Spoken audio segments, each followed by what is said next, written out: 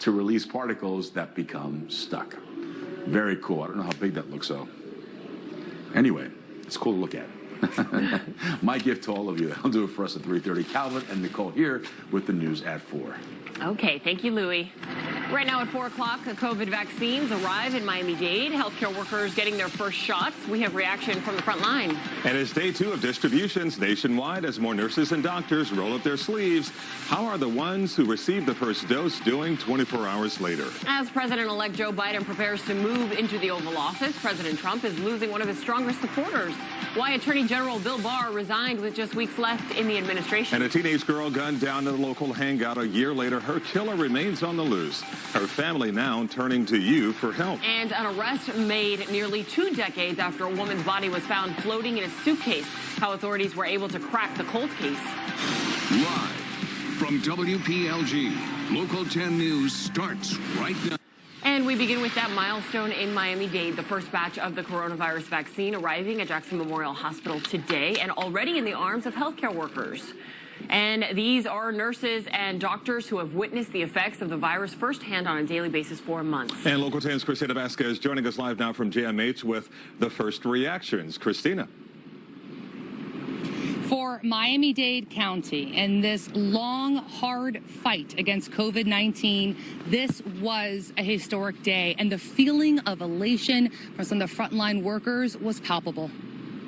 I'm really excited that I got the vaccine, so I'll be able to protect my daughter when I come home from work. For the healthcare workers and infectious disease experts who have had a harrowing frontline view of this ongoing pandemic. I saw my own family member died in these walls because he could not breathe. The arrival this morning to Jackson Health System of 19,500 doses of Pfizer's vaccine brought with it a semblance of hope in this formidable fight against COVID-19. Now the first time we're going to play offense.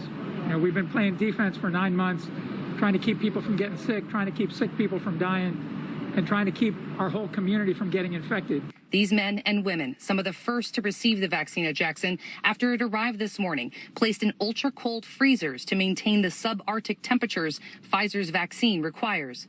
Jackson CEO Carlos Magoya said their plan is to share the doses with other hospitals across Miami-Dade over the next 7 days. And that's a challenge because we're going to have to approximately do 3,000 vaccinations a day. And there's a question I've received from many of you, so I wanted to lock that down for you today. So Jackson does confirm that the entire 19,500 doses, that they won't hold any back. This is important because Pfizer is a 2-dose vaccine. So he says they will all be administered in the hope that Pfizer will be able to complete its next allotment for that second dose within the 17 to 21-day window.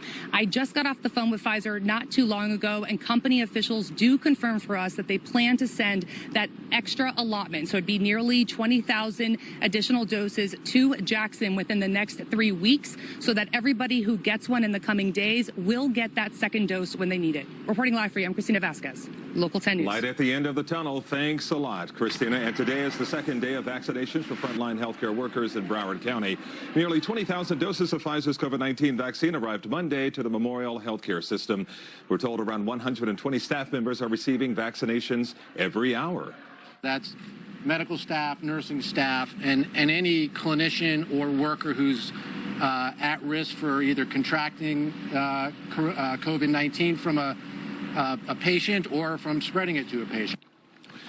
The Memorial Group is one of 5 Florida healthcare systems chosen to receive the first wave of vaccines. Memorial healthcare representatives say that they anticipate vaccinating half of their employees and donating unused vials to community hospitals and partners. And the long-awaited vaccine not coming a moment too soon, as a record 110,000 people are currently hospitalized with the virus from coast to coast. And Jenise is in our newsroom now to break down day 2. Jenise. Yeah, well, Calvin and Nicole, the primary focus right now is getting those frontline workers vaccinated, many of them choosing to broadcast getting the vaccine, hoping to build public confidence in its effectiveness. Feelings of hope across the country as the first doses of a COVID-19 vaccine are delivered to all 50 states. I feel safer about coming home to my family at night after having this vaccine. Healthcare workers became among the first to receive Pfizer's vaccine. Emotional for some, as one doctor in Kentucky describes. As I was walking to go get my vaccine, I actually had just heard that my 27th patient died. So it was very emotional for me to get that vaccine yesterday. Also on the list to get vaccinated first responders and seniors in long-term care facilities. 96-year-old Margaret Klessens, a World War II vet, becoming the first VA patient to get vaccinated. Operation Warp Speed is hoping 50 million Americans will be vaccinated by the end of January, with the general public getting access by March. Doctors hope to reach herd immunity by summer 2021.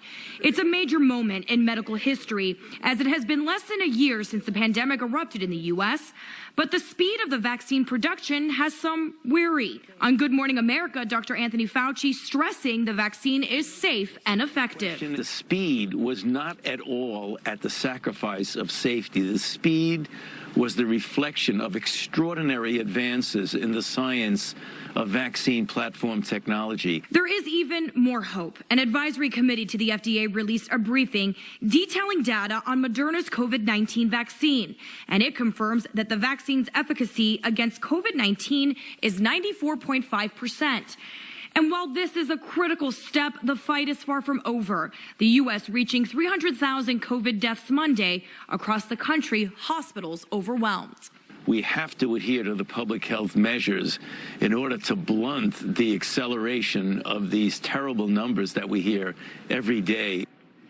Now, Moderna will be seeking emergency authorization this week, meaning they could start rolling out their vaccine within days after authorization. Calvin? Okay, Jenise, thanks a lot. And now to the transition of power here. President-elect Joe Biden addressing the nation last night after the Electoral College solidified his November election. Biden repeating his calls for unity, but also taking on President Trump, who still refuses to concede. Louis has the latest from the newsroom. President-elect Joe Biden's victory is official. Yesterday's Electoral College vote, the exclamation point on results reported since early November.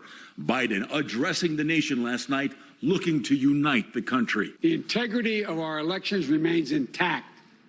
And now it's time to turn the page, as we've done throughout our history, to unite, to heal. The president-elect giving his strongest rebuke yet of President Trump and his allies' relentless efforts to try to overturn the results. The court sent a clear signal to President Trump that there would be no part of an unprecedented assault on our democracy. That includes 126 Republican members in the House and 17 state attorneys general who signed on to a lawsuit filed by the state of Texas asking the Supreme Court to reject the certified votes of 4 key battleground states Trump lost. It's a position so extreme, we've never seen it before. A position that refused to respect the will of the people, refused to respect the rule of law, and refused to honor our Constitution. Now, there's growing focus on GOP leaders in Washington who still have not recognized Biden's win. Trump's top advisor, Stephen Miller, saying this on Fox. In the Constitution is January 20th. So we have more than enough time to right the wrong. But even the Senate Majority Leader is starting to accept reality. The Electoral College has spoken. So today I want to congratulate President-elect Joe Biden.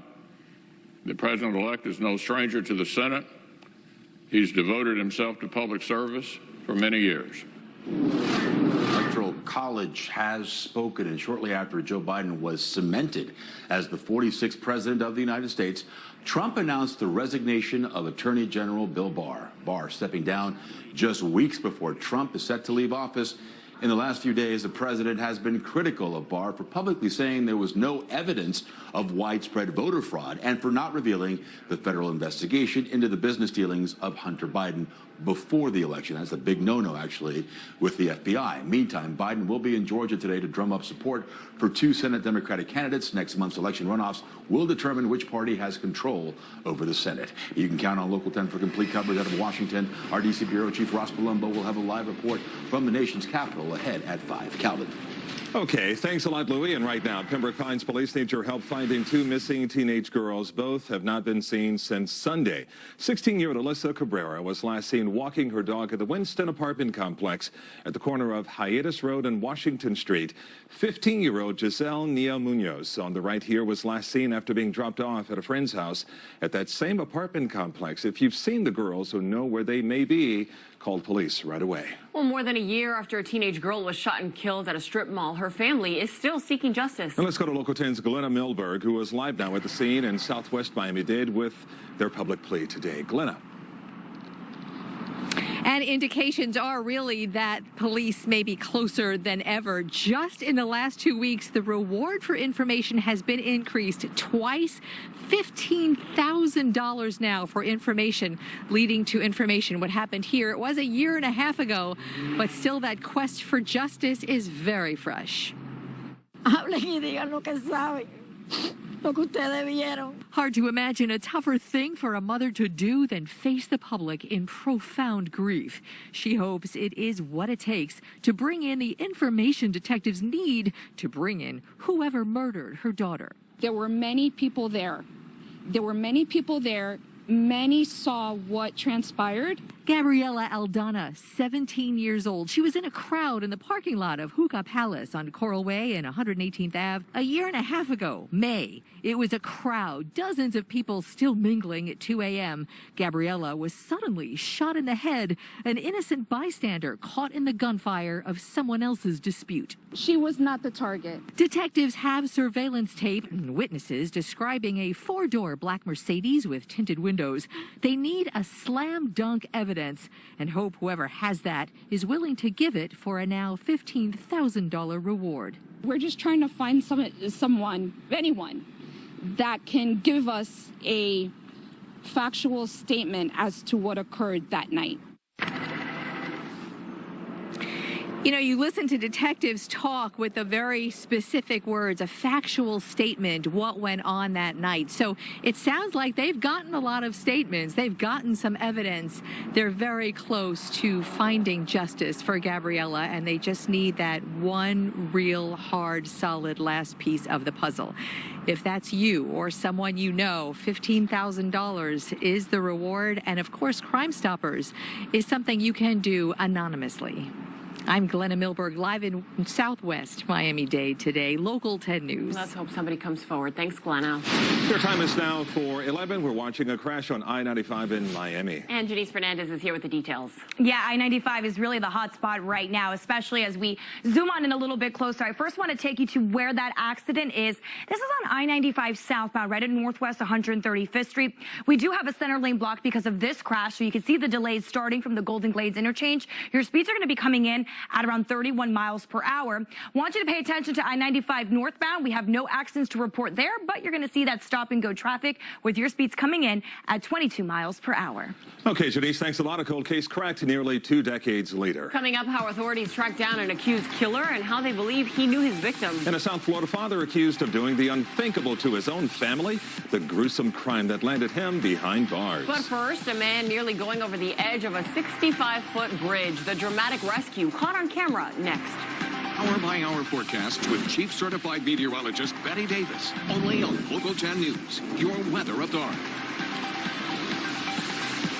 Local 10 News closed captioning in Espanol is sponsored by your local South Florida Honda dealers. Happy Honda days are here.